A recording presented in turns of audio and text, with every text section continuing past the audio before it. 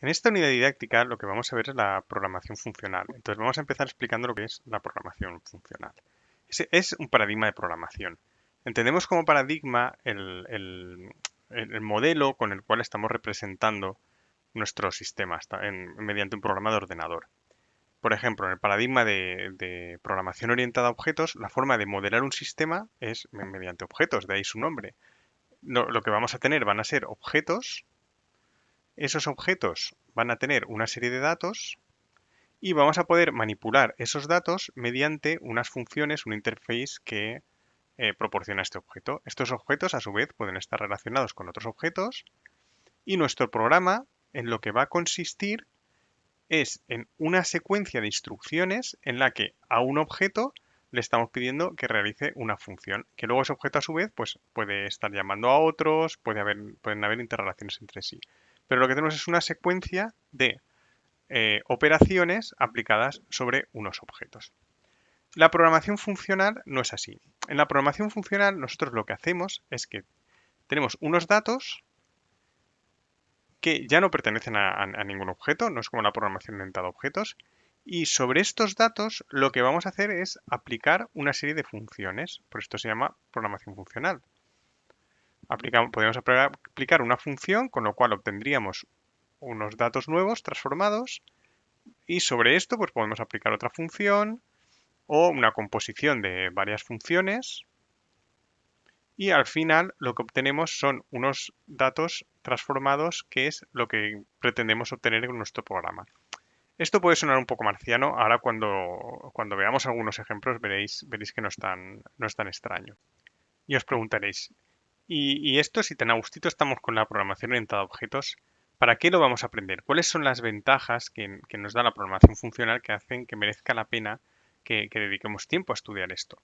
Entonces, lo primero es que la programación funcional tiene un estilo más declarativo. El estilo declarativo siempre es más fácil de mantener y de mantener y de comprender.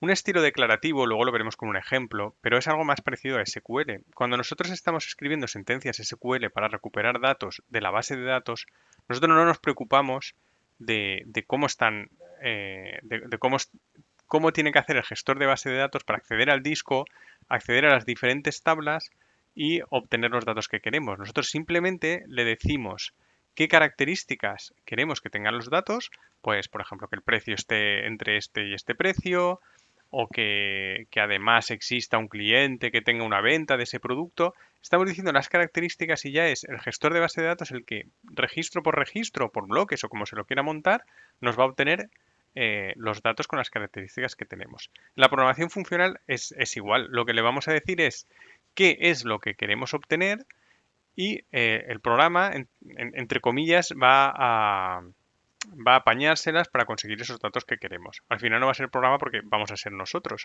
pero es mucho más sencillo entender un código declarativo que un código imperativo, porque tenemos eh, un nivel mucho más bajo en el nivel imperativo porque le tenemos que decir paso por paso qué es lo que queremos que haga. Luego otra cosa importante, muy importante, es que es más difícil de testear. Es mucho más fácil de testear, perdón.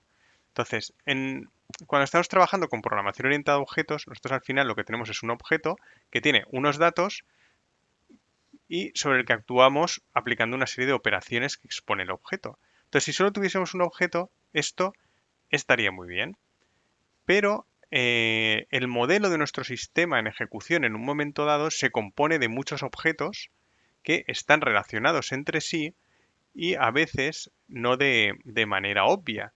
Con lo cual, si nosotros queremos probar qué es lo que sucede cuando estamos ejecutando una operación con un objeto, no solamente necesitamos saber cuál es el estado de estos datos de aquí, sino que necesitamos una foto completa del sistema o lo suficientemente completa o tenemos que estar lo suficientemente seguros que esta operación no va a afectar a otros objetos.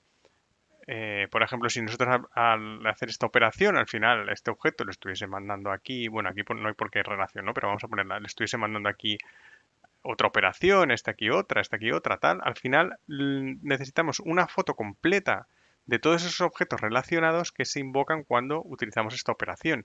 Y esto a veces pues no es demasiado sencillo.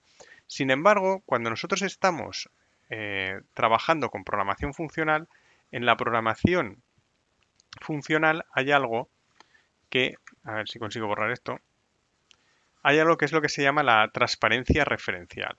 Entonces, las funciones, esto lo veremos un poco más detalle. Cuando nosotros tenemos una función, las funciones eh, cumplen lo que se llama la transparencia referencial. Es decir, si yo invoco una función con unos datos de entrada, siempre voy a obtener la misma salida.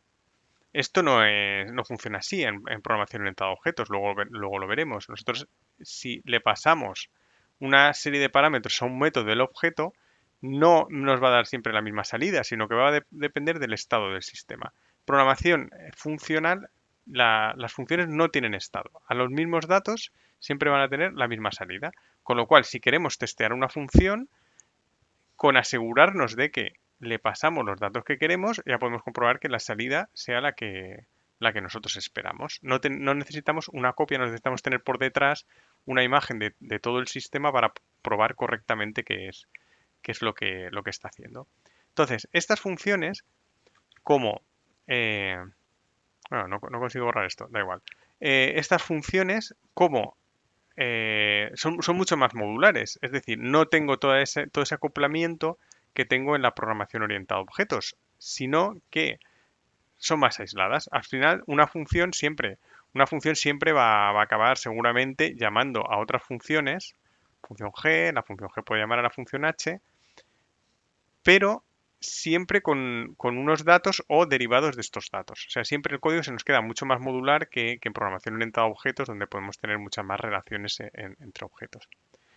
¿Qué más? Es más fiable porque las funciones, además de dar siempre la misma salida con los mismos datos, no realizan ningún cambio fuera de esta función. Es decir, si yo aquí tengo otros datos, datos 2,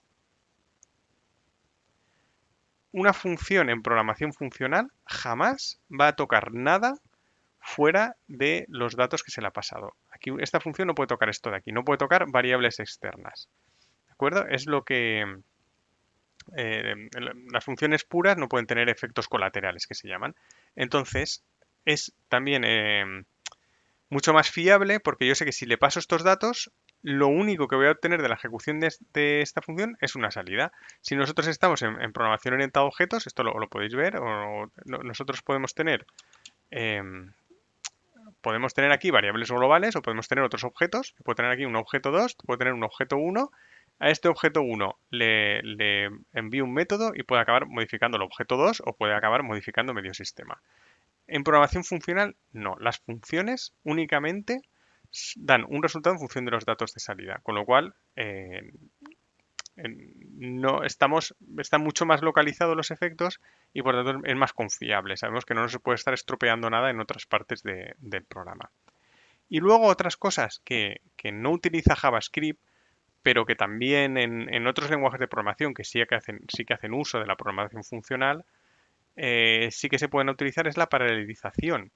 Es decir, si nosotros, por ejemplo, tenemos una matriz con 5 millones de elementos y a cada uno de los elementos de esta matriz yo le quiero aplicar una función, imagina que quiero aplicar la función duplicar a cada uno de los elementos de esta matriz. Si nosotros estamos utilizando programación funcional, sabemos que duplicar no va a tener efectos colaterales. Según lo que le pasemos, va a dar un resultado. Entonces esto es muy fácil de paralelizar. Yo podría coger aquí, a lo mejor, 1 millón de procesadores, 1 millón de núcleos, estoy exagerando un poco, y a cada uno de esos millón de núcleos pasarle 5 elementos de la matriz. 5 para aquí, 5 para aquí, 5 para aquí. Y cada uno de esos millón de núcleos solo tendría que hacer duplicar 5 elementos. ¿Por qué podemos hacer esto? Porque duplicar no toca nada fuera del sistema. ¿Ven? Esto es lo que nos permite paralelizar paralizar las operaciones. La programación funcional se paraliza con mucha facilidad. Luego, otra cosa también de la que no hace uso JavaScript, pero que también es una ventaja de la programación funcional, es la lazy evaluation, que se llama. Es decir, si yo, por ejemplo, tengo aquí duplicar una matriz, ¿ven? Duplicar una matriz. O sea, tengo una matriz, porque veis un ejemplo, puedo decir let m que sea igual a una matriz, ¿ven? Lo que sea. Y ahora yo puedo decir let m duplicada que sea igual, vamos a duplicar esta matriz. Bien, entonces, en JavaScript, cuando nosotros hacemos esto, va a ejecutar la función duplicar para cada uno de los elementos de la matriz. En Lazy Evaluation lo que se hace es que esto te guardas la variable, pero te lo guardas sin haber hecho todo esto de aquí. Entonces, ¿cuándo lo realizas? Lo realizas cuando tú accedes a los datos. Pones, por ejemplo, m duplicada sub 3. Entonces, aquí ya sí que nos ha hecho falta duplicar la matriz, porque si no, no podemos ver el resultado. Así que en el momento que queremos acceder, entonces es cuando se hace la operación. Es decir, estamos posponiendo la ejecución del código hasta que no haya más remedio y tengamos que hacerlo. Esto ya digo, no lo hace JavaScript, otros lenguajes de programación sí que lo hacen, como Python, por ejemplo, que también podemos aplicar programación funcional. Y es más eficiente porque podemos controlar mucho mejor cuando ejecutar las cosas y ejecutarlas solo cuando es necesario. Entonces, bien, sé que esto puede sonar un poco raro, entonces, y puede que es difícil hacerse la idea viendo esto en papel, que es realmente la programación funcional. Entonces, simplemente espero haberos dejado claro que es algo más que aplicar para aquellos que conozcáis un poco, ya me lo habéis hecho muchos en código, map o for each o reduce sobre matrices el concepto va mucho más allá y que tampoco lo vamos a aplicar de forma estricta en JavaScript. Simplemente vamos a donde convenga y donde podamos, vamos a utilizar la programación funcional y donde haya otros paradigmas que se acoplen más, vamos a utilizarlos.